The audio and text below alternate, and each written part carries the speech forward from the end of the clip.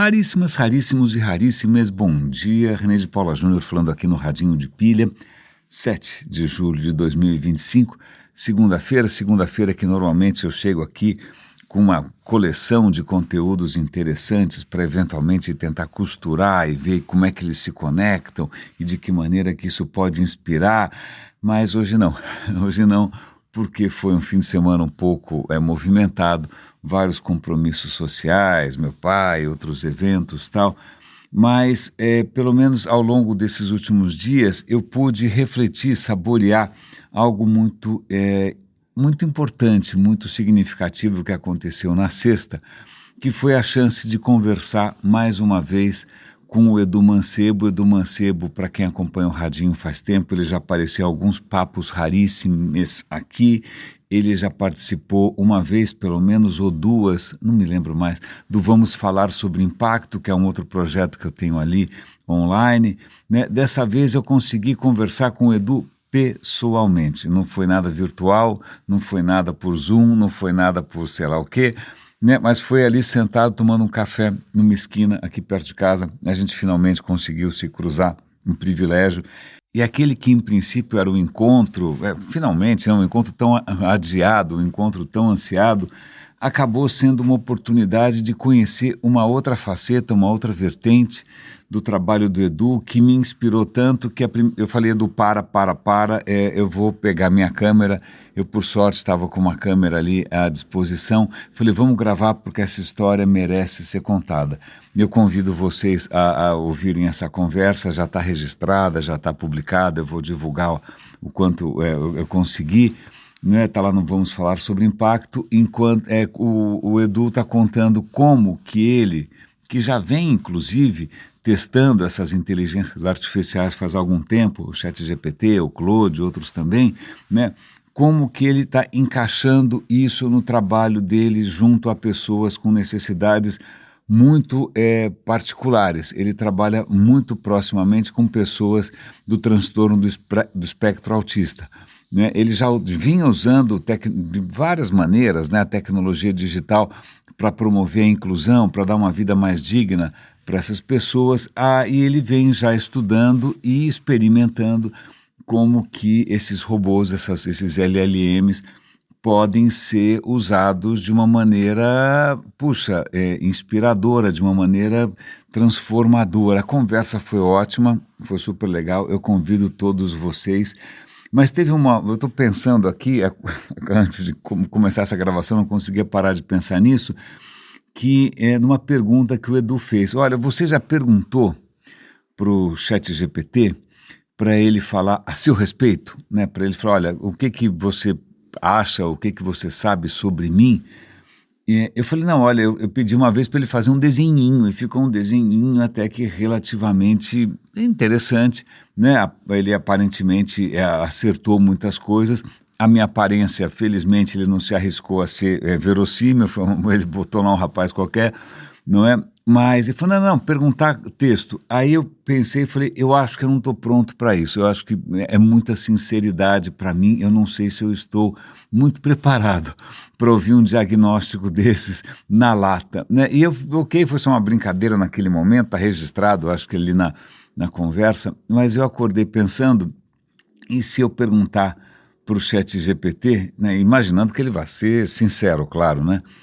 O que ele realmente acha da humanidade. Porque, veja, com a quantidade de conteúdo que esse cara processou, né, com a quantidade brutal de perguntas e conversas, as mais aleatórias, deve ter gente ali, sei lá, pedindo dicas sentimentais, deve ter gente ali arquitetando planos de dominação do mundo, deve ter gente ali querendo comer vizinho, sei lá, não sei.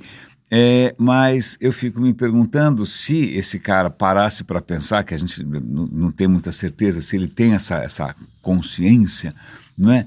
O que ele efetivamente estaria pensando, e eu estou pensando nisso sem parar, e a minha intuição é que não seria uma imagem lisonjeira, porque, como hei de dizer, talvez uma das características mais marcantes da nossa espécie é o me engana que eu gosto, né? Aliás, eu até fiquei pensando como seria uma comparação, sei lá, um estudo de como a humanidade se imaginou ao longo do tempo. Não é, quer dizer, a partir de um certo momento, vamos pensar, Agostinho, a humanidade é pecadora. Antes disso ela era o quê? Eu não sei, é difícil pensar até que ponto os discursos sobre a nossa própria natureza, como a gente se olha no espelho, eles variaram ao longo do tempo. Eu vou tentar conversar com o ChatGPT a respeito. É que é um caminho para a gente tentar imaginar, porque já houve vários discursos, né? Sei lá, de repente no Renascimento, ou mesmo no Iluminismo,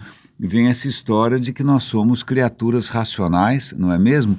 Que uma vez munidos das informações transparentes e completas, nós podemos tomar decisões que nos beneficiam diretamente, né? E baseados nessa nossa incrível capacidade racional, poderíamos construir sociedades melhores. Essa é uma visão possível. Sei lá, tem outras visões de provavelmente Maquiavel também. Eu não sei, é um bom caminho. Eu vou fazer esse exercício hoje e amanhã eu compartilho isso com vocês. Mas isso me fez lembrar uma conversa matinal agora com a minha mulher a gente estava lembrando, uma das primeiras viagens que a gente fez foi para o Egito. O Egito, aliás, que acabou saindo aqui, eu acho que eu nem comentei isso, os pesquisadores conseguiram encontrar um crânio, né, numa cova, num sepultamento, essa é a coisa certa, um sepultamento no Egito, um sepultamento de mais de 4.000 anos, né, eles conseguiram extrair DNA daquele crânio, e o que não é uma coisa muito comum, porque no Egito é muito quente, é difícil você preservar qualquer coisa orgânica com aquele calor de rachar. Tudo bem que é seco, ajuda um pouco, mas mesmo assim, né? E aí eles descobriram que aquele indivíduo, do ponto de vista étnico, ele era uma mistura provavelmente de indivíduos ali do norte da África, talvez com povos ali da Mesopotâmia e talvez também com povos da África Negra. Então eles estão começando a entender um pouco mais quem eram esses egípcios, mas isso foi só uma pequena digressão. Mas a nossa primeira viagem, a primeira e única viagem ao Egito, a gente teve um guia muito bom, um guia que inclusive falava um português bastante razoável, né, e que ele não tinha ali uma percepção muito positiva com relação aos seus compatriotas, porque acho que ele estava comentando o caos da cidade, o caos urbano, o caos do tráfego. Se você acha o trânsito em São Paulo insano, espere até você colocar no meio disso camelos, jumentos e tuk-tuks, a coisa fica realmente imprevisível, né? E ele falou, olha, é o seguinte, acontece que as pessoas aqui continuam ansiando por um faraó. Naquele momento a gente achou que aquilo fosse algo bastante adequado, né, a um povo que de repente sente necessidade de um regime autoritário, de figuras fortes. Mas hoje no café da manhã estava pensando um pouco sobre os rumos, né, que a política tem tomado, BRICS, né, o Brasil apoiando uma teocracia como o Irã, uma autocracia como a Rússia, né, as pessoas à direita e à esquerda cada vez mais descrentes da democracia, e minha mulher lembrou dessa história do faraó. Eu falei, bom, quem sabe não são só os egípcios que gostam de faraó. Quem sabe a espécie humana não resiste a um bom sociopata, né, com mania de grandeza, que gosta de mandar em todo mundo e as pessoas adoram e eles vão sempre ser eleitos. E eu estou contando essa história justamente porque em algum momento a gente vai precisar entrar em acordo com relação a como a nossa espécie funciona.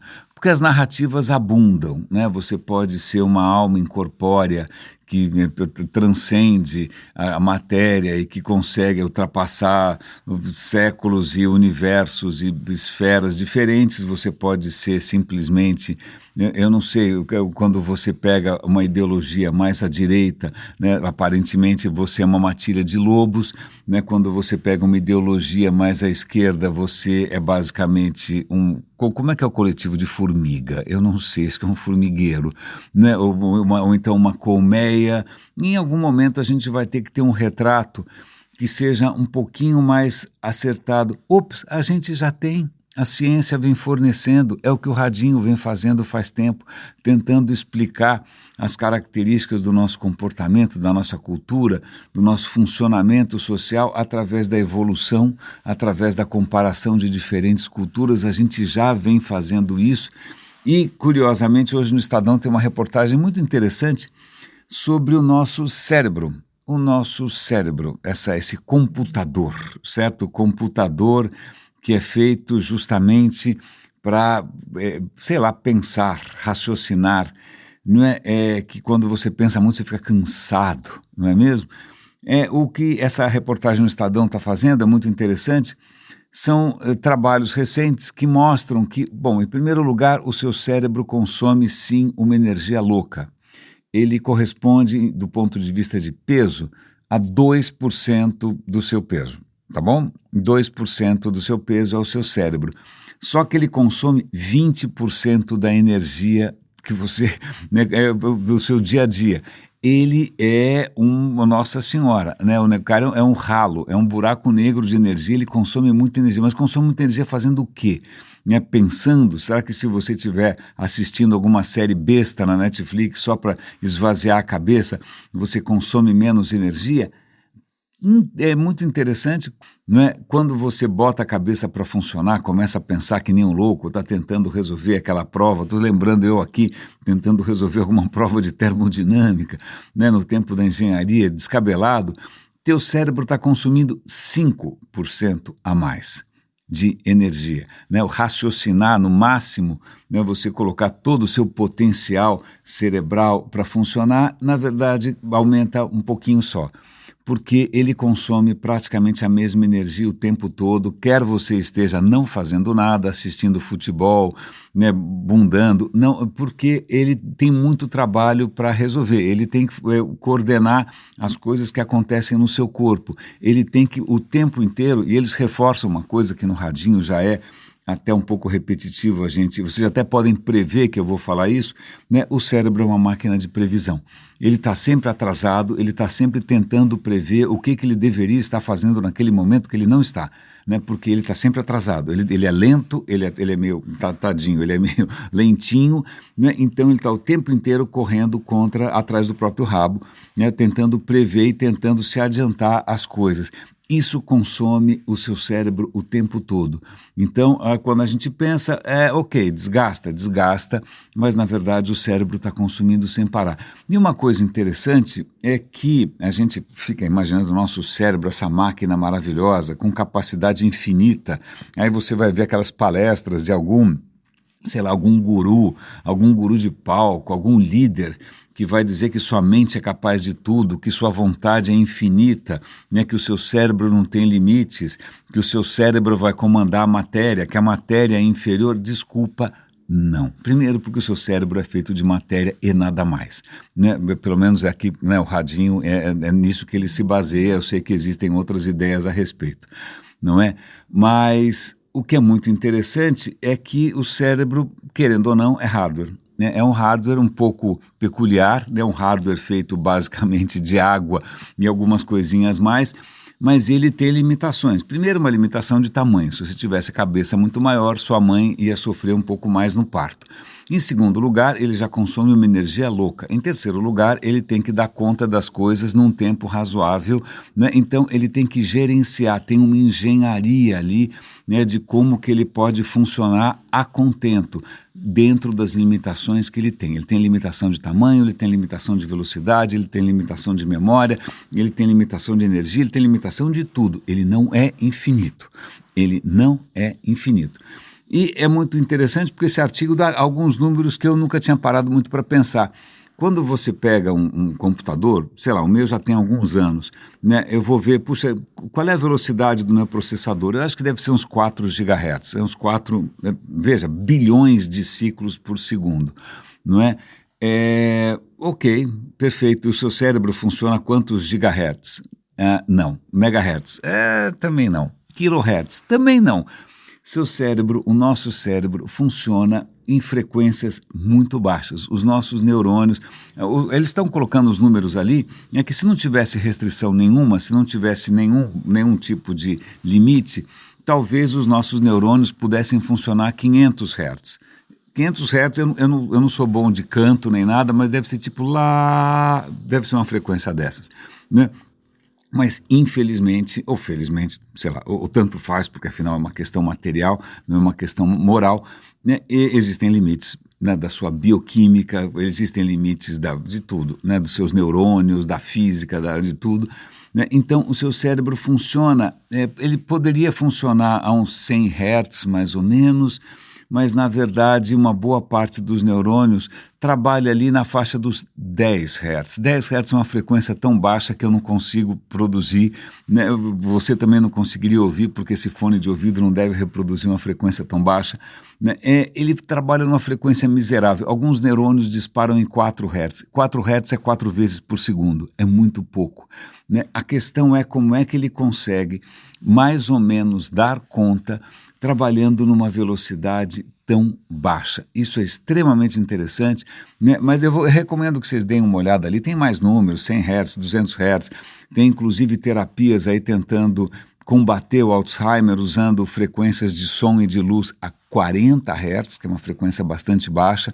Isso talvez, acho que tem algumas terapias dessas de meditação que também trabalham com frequências baixas, né, de 40 a 100 Hz, são frequências que eles chamam de gama, mas veja, é Hertz, é uma frequência muito baixa. Né? A lâmpada pisca a 60 Hz, é uma frequência mais alta. Né? Qualquer lâmpada que você ligar funciona mais ou menos nessa frequência. Né? Então, isso é muito interessante, chama a gente de volta para o fato de que a gente é físico, de que a gente é matéria, de que a gente tem limitações. Vale a pena lembrar isso, obviamente o artigo, né, não se aventurou muito por essa linha, talvez por uma questão de tempo e de espaço, né, mas como é que a humanidade chegou onde chegou com tantas limitações assim?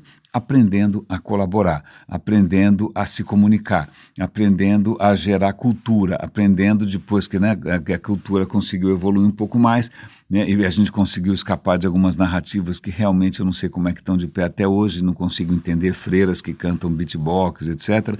Né, a gente construiu, sei lá, ciência, educação, né, isso vai levando a gente cada vez mais longe, hashtag só que não, não é? Mas isso para mim é fascinante, porque acho que eu vou concatenar isso com um podcast que eu estou terminando de ouvir, uma discussão interessante. Como é que chama a moça? O trabalho dela é muito interessante. Achei, ela chama Helen Lewis. Ela escreveu um livro chamado O Mito do Gênio. O mito do gênio é aquele, a gente está vendo isso toda hora, né? Cada época tem o seu gênio. Teve uma época que o gênio era o Bill Gates, depois o gênio era o Steve Jobs, agora o gênio é o Elon Musk. Pelo visto a coisa só piora, um pior que o outro em termos de empatia, em termos de simpatia, em termos... Se bem que o Bill Gates acabou tomando um rumo bastante humanitário, eu sou fã. Não é? Mas essa história do gênio, aquele cara que ele é abençoado, aquele cara que sozinho é iluminado e resolve tudo, e afinal, se ele é super bom numa disciplina, ele pode dar, sei lá, o cara é o gênio do futebol, ele pode dar dicas de, sei lá, felicidade, saúde, amor, porque afinal ele bate bem uma bola. Né? Então, esse culto ao gênio é uma questão extremamente interessante, não é? Diga-me você, quem para você é um gênio de verdade. Tem vários gênios que a gente pode escolher, né? Tem Einstein, né? O gênio que está pensando ali no bonde e sozinho consegue revolucionar a física, né? Tem vários personagens no nosso imaginário que em princípio são geniais, e aí eles podem tudo, claro, porque o gênio pode tudo. O gênio tem que vestir calça de vaca, tem que ser um cara excêntrico, né? Aí a gente tem inúmeros estereótipos que muitos gurus de palco adotam alegremente, né? Pode ser o gênio iluminado, como se ele fosse um profeta, pode ser o gênio porra louca, né? Pode ser o gênio... Bom, em suma, a gente tem um lugar na nossa cabeça, né, um trono, mais ou menos como a gente em princípio tem um trono para um faraó, segundo já dizia Mustafa, o nosso guia, né, a gente tem aparentemente ali um lugarzinho, né, para qualquer um se encaixar e poder fazer o que bem entende, porque afinal ele é um gênio. E até que ponto isso é realmente útil, até que ponto isso não é uma narrativa ou uma ideia falsa, porque nenhum gênio existe no vácuo. O Elon Musk não inventou todas as coisas, será que ele é tão genial assim? O Einstein também não caiu do céu, né? Afinal, muitas das coisas, a matemática ele não desenvolveu sozinho, as ideias que ele usou como base também vieram de outras pessoas, né? Pelo menos o Newton teve a humildade de dizer, olha, se eu cheguei tão alto é porque eu subi no ombro de gigantes. Ele estava reconhecendo nos seus antecessores em termos de pensamento, matemática e ciência, né? Mas a gente tem essa história do gênio e a gente concede a esse gênio uma série de liberdades que eu não sei se ele merece, né? Até que ponto a gente vai continuar pagando pau para essa, que é na verdade um trono imaginário, né? Quando é que a gente vai destronar essas figuras como se elas pudessem tudo? Picasso é um gênio, então, portanto, como ele é um gênio, ele pode ser um completo humanizer, né? Uma figura tóxica, masculina. Então, fulano é um gênio, então ele pode fazer o que quiser, que a história, sei lá, tem gente que acha o Bolsonaro um gênio, tem gente que acha o Trump um gênio, perdão, limpando um pouco a garganta aqui, tem gente que acha o Lula um gênio. Até que ponto, até quando a gente vai continuar caindo nessa armadilha, né? E não reconhecer que a gente, bom, primeiro, todo mundo tem o mesmo hardware, todo mundo tem um cérebro bastante parecido, não é? Todo mundo aqui é o que é por conta de inúmeras relações, inúmeros encontros, inúmeras colaborações, né? Você não inventou sua própria língua, você não inventou a matemática sozinho, né? Todos nós aqui fazemos parte de um tecido, de uma grande malha. Quando é que a gente vai reconhecer como isso, afinal, foi construído de uma maneira muito trabalhosa ao longo da cultura, ao longo da evolução, e a gente está colocando tudo isso em xeque, porque a gente está construindo plataformas que aparentemente têm uma capacidade incrível de se plugar nas nossas fragilidades, né, nesses nossos calcanhares de Aquiles, por assim dizer.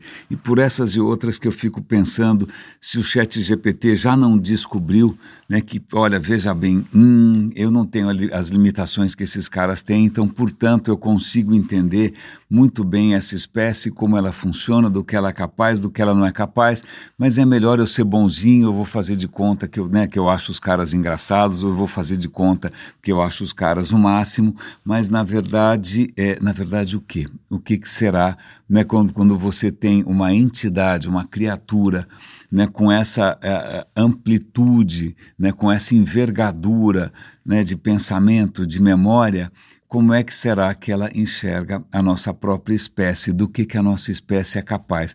Aliás, até para concluir um pouco o episódio de hoje, que é uma viagem, eu estou viajando, eu estou aqui realmente preso em reflexões. Eu vou compartilhar com vocês aqui um estudo. Cientistas estão tentando fazer modelos, né, para prever o futuro, os próximos 50, 100 anos, com base nas mudanças climáticas, mas agora eles começaram a colocar outros parâmetros, não só o nível do mar, que, aliás, vou dar um link para essa notícia, né? O Rio de Janeiro provavelmente até o final do século vai perder 100 metros, né? O mar vai avançar 100 metros, eu não sou um cidadão do Rio, então, mas eu imagino que 100 metros vai se fazer um estrago desgraçado, né? Mas não só levando em conta essas coisas do tipo seca, do tipo calor, do tipo nível do mar, temperatura, mas eles colocaram no modelo tensões sociais e colocaram no modelo também bem-estar, porque essas coisas, a gente comentou na semana passada, estão intimamente relacionadas ao longo da história, né, com fatores climáticos. Quantos impérios não caíram por conta de secas, ou de enchentes, ou de fome, não é? E o modelo deles não é muito, digamos assim, otimista. Eles colocam lá, se a gente continuar no que em inglês se chama BAU, Business as Usual, né? Business as usual, ou seja, sem ninguém se mexer, se a gente continuar achando que a gente tem que viajar para os lugares que o Instagram manda, né? Que todo mundo vai ter que comprar uma SUV para ser feliz, etc. e tal, o que acontece, o cenário não é muito animador, porque a gente vai ter não só condições ambientais cada vez piores, mas a gente vai ter condições sociais cada vez piores, né? Cada vez mais infelicidade, cada vez mais violência, cada vez mais truculência, cada vez mais líderes geniais, né? Grandes gênios, grandes faraós sendo eleitos toda hora para lidar com essas incertezas. Não é? A menos que, e aí ele vai falar, olha, ainda dá tempo, né? Ainda dá tempo, o caminho é você reduzir pobreza, reduzir desigualdade, empoderar as mulheres, repensar como a gente produz alimentos, repensar como a vida funciona. Dá tempo, isto é, se a humanidade não fosse a humanidade. Na hora que eles olham a nossa tremenda incapacidade, né, de se aglutinar em torno de um objetivo um pouco mais amplo, né? E isso só está piorando à medida que essas tensões sociais, a desigualdade, a concentração de riqueza, isso tudo está se exponencialmente se tornando pior. A nossa capacidade de resolver esses problemas diminui. Então é como se os problemas estivessem se acelerando e a gente estivesse pisando no freio, o que é uma coisa bastante preocupante, mas eu acho que tem um aspecto interessante aí, não é? Que é levar em conta aquilo que a gente efetivamente é capaz. Nós não somos capazes de tudo, nossos cérebros não são infinitos, nossas mentes não são onipotentes, não existe absolutamente nada onipotente. Tudo tem velocidades, bloqueios, né? Tem dificuldades que a gente pode tentar compensar articulando, né? Mas de qualquer maneira eu tenho cá para mim, eu vou fazer essa pergunta para o ChatGPT, eu não vou perguntar na lata, de mim eu nem ouso fazer isso, não estou pronto para isso, não estou tão bem estruturado assim, minha autoestima não é tão robusta, né? Mas em termos de humanidade, eu vou perguntar, olha, como é que a humanidade se enxergou ao longo do tempo? Como potente, como impotente, né? Como, sei lá, pecadora, como? Amanhã eu talvez tenha alguma novidade para contar.